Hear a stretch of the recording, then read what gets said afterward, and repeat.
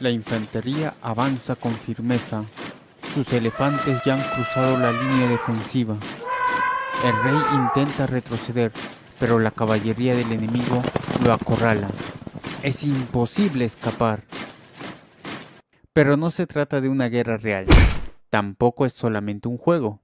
Durante aproximadamente el milenio y medio de su existencia, el ajedrez ha sido reconocido como una herramienta de estrategia militar, una metáfora de las relaciones humanas y un estándar de genialidad.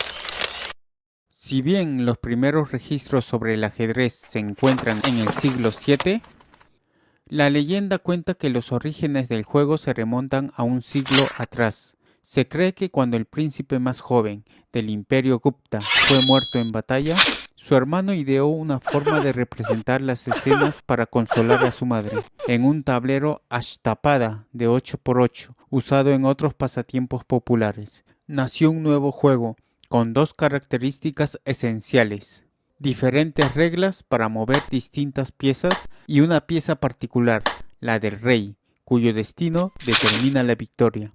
El juego fue originalmente conocido como Chaturanga, palabra en sánscrito que significa de 4 miembros, pero al llegar a la Persia sasánida adquirió su actual nombre y terminología.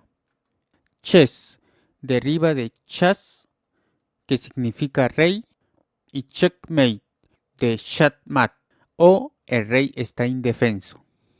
Tras la conquista islámica de Persia en el siglo VII, el ajedrez se introdujo en el mundo árabe, trascendió su función de simulacro estratégico y luego se convirtió en una fuente prolífica poética. Diplomáticos y cortesanos empleaban términos del ajedrez para describir el poder político. Los califas en el poder se volvieron ávidos jugadores. El historiador Al-Masudi consideró que el juego era un testamento del libre albedrío de los hombres, en comparación con los juegos de azar.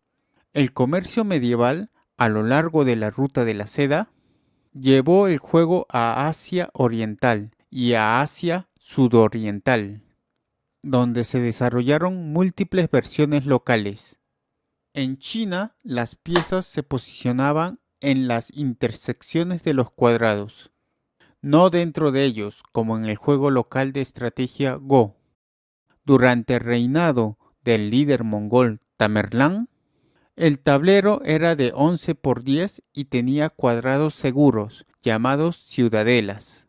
Y en el shogi japonés, las piezas capturadas podían ser usadas por el contrincante. Pero fue en Europa donde el ajedrez comenzó a tomar su forma actual.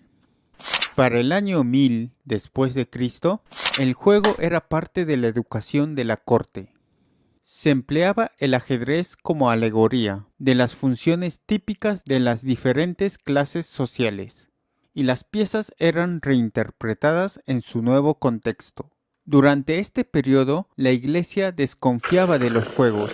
Los moralistas aconsejaban no pasar demasiado tiempo jugando.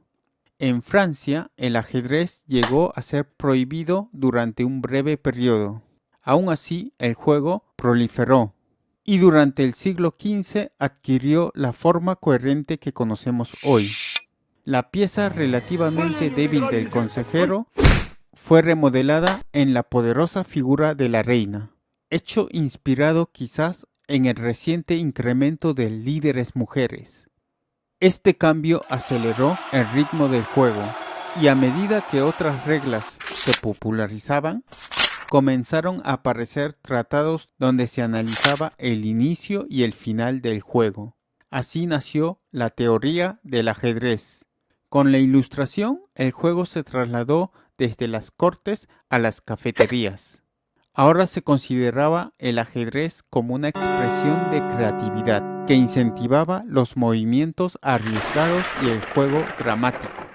Este estilo romántico alcanzó su ápice en la partida inmortal de 1851, en la que Adolf Andersen consiguió dar jaque mate tras sacrificar a su dama y a ambas torres. Pero la aparición del estilo competitivo hacia el final del siglo XIX significó que el cálculo estratégico finalmente triunfó sobre el dramatismo. Y con el auge de la competencia internacional, el ajedrez adquirió una nueva importancia geopolítica. Durante la Guerra Fría, la Unión Soviética destinó bastantes recursos a desarrollar el talento en el ajedrez y dominó los campeonatos durante el resto del siglo.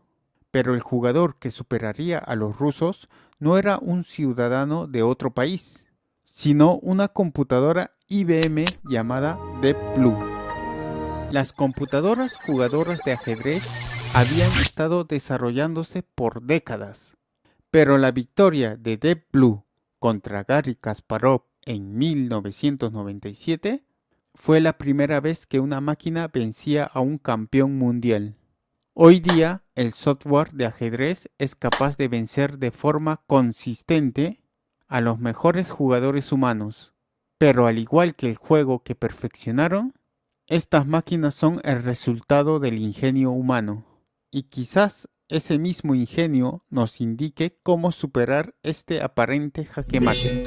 Así que solo queda practicar, practicar y seguir practicando para llegar a ser el mejor.